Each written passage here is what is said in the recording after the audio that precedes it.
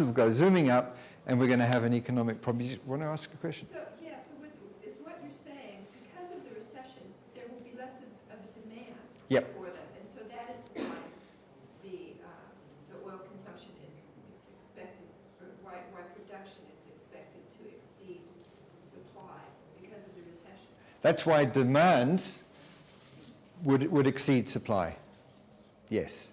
Demand will fall because we're in recession, but it still will exceed supply in spite of that. If there isn't a recession, you see what the gap will be there. This is million barrels of production per day. So you're looking there 1.5 million barrels a day in insufficient supply. And if you look at the growth here of biofuels, it's tiny. You're looking at about 200,000 barrels a day. Not a lot. Can I stop for 1 minute? Sorry to interrupt.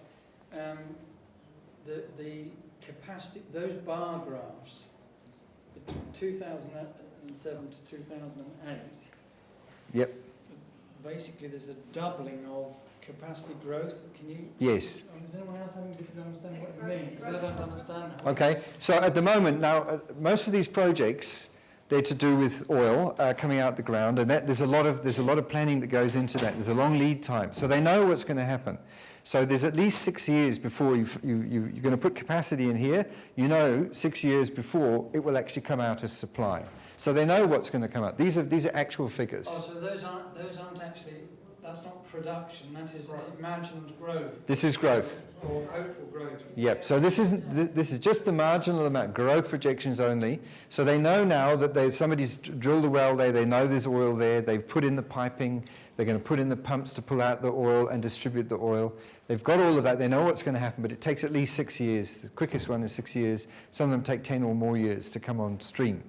And this has been computed by these guys. They've got all this data. They know every single country what the plans are, each company and country what they're going to be doing. And they can anticipate that in 2007, there's going to be 1.25 million extra barrels of production. So they're actually saying that there's going to be a doubling between 2007 and 2008, a doubling of the number of million barrels per day. Of supply. Of supply. Explain the scale on the left-hand side of the graph might help with that. Okay. I see. Those Okay. graphs something else, I think. Okay, let me, I need to explain this, but down below the line here, let's say this year they're producing, worldwide, producing 85 million barrels of oil per day. 85 million barrels. 0 point really represents the 85 million we're already producing. That's right. That's 85 million. So down here, you've got all the supply we got today, up to 85 million. And so And in this is 2007, you're actually saying there's a shortfall. no. Oh yeah. There is a shortfall as such. This is taken up by other things like there are storage capacities here and there, things like that. So at the moment there's it's about a 200,000 deficit, which you can live with. So the additional production is 1.25 million they're expecting to come on board this year, 1.25 million barrels per day. Next year, on top of that, extra, so it'll be 85 million up to here, and then another that'll be 86.25 million. Next year, you'll be looking at a lot of projects coming on stream, a lot of extra production here, 2.75 million barrels a day. Okay, and then it drops off. There's less coming on stream, less new production coming on stream, less new again. And the reason for this is that they're drilling all over the place and they're not finding additional oil, or this is historical, they still haven't found it. So there's no new production that they're expecting to come on stream, other than what's shown here.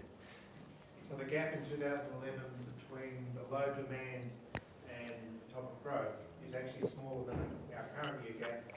So if the reserves are still okay, that would be... They'll be able to toddle along. So we can still pretend to be ostriches with our heads to the ground. We could do that. But you can see already what's happening. And if you're looking at the price and you're reading the papers, it's oscillating dramatically. The price is oscillating dramatically. And what I'm talking about here isn't necessarily the amount of oil that's available. I'm not going to go into that in any big way because that's not the thing. What's going to count for us is the cost and the money and the impact this has in the economy. and what we do with the money that we spend, and the impact of us spending or not spending has. And this brings me to the next point that's to harp on about, if you like, the kind of economy we've got, New Zealand, United States, Britain, etc., to a greater or a lesser extent, the gross domestic product, there's your GDP. This is the history of the gross domestic product growth in New Zealand. Since 1990, it's 15 years here. That's what happened. And this is the percentage growth in each year. Accumulating. So we've gone up to 54% since 1990. In 15 years, it's gone up by 54%. The size of the economy has grown. But it is closely related to the growth in energy demand. And one of the objectives that the government has got is to decouple this. In other words, to flatten this curve, the energy that's needed to grow the economy. Or to flatten, when the economy grows, the demand on energy is less. It makes the economy more efficient. And they've managed to do it, or it's happened, let's say, to the extent of 14% in 15 years. Okay, but the point here is that they are still tied together, they're coupled. As time goes by, progressively, one is trying to decouple by various things. And you may have heard of the energy strategy was launched by the government on Thursday. And in there, one of the objectives is to make cars more efficient, for instance, and a whole lot of other things. And that's part of this decoupling, to try and get these graphs to separate.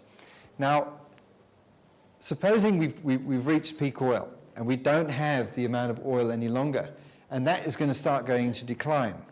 And the projection is that the oil will decline at the rate of around about 3% per year after the peak. So oil for us is 50%. So what I've done is I've come up with a scenario of 1.5% annual energy decline. So that's 3% of oil, and the balance of it will stay stable. That is electricity and gas and so forth. So, I mean, this is just a scenario. It could happen differently than that, but it's taking into account the 3% decline in oil will leave us with a net energy decline in New Zealand of 1.5%. So after another 15 years, we will experience a 20% energy availability drop.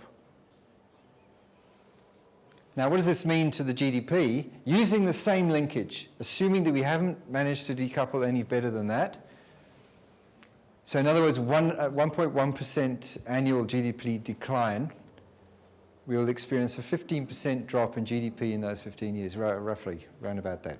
I've rounded up the percents. So if you project that back, you're looking at 15% drop will be something like back here somewhere, back in about 95 or so.